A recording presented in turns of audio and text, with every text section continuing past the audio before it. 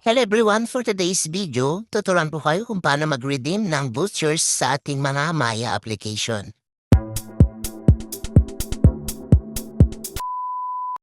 Buksan po natin ang ating mga Maya application.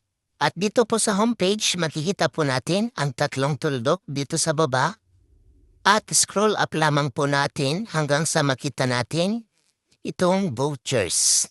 I-click po natin itong vouchers. Then kapag na-open na po natin, ay ganito po ang ating makikita. Dito ay meron po tayong 20 pesos na gift voucher, valid hanggang September 30.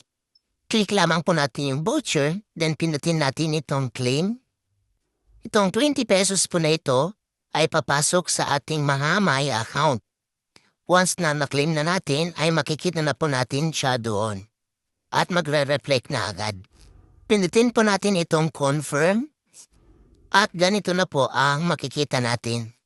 Successful na po. So once po yan na na-confirm na natin ay agad na magre-reflect na sa ating mga Maya account. At may na-receive na po tayong text from Maya.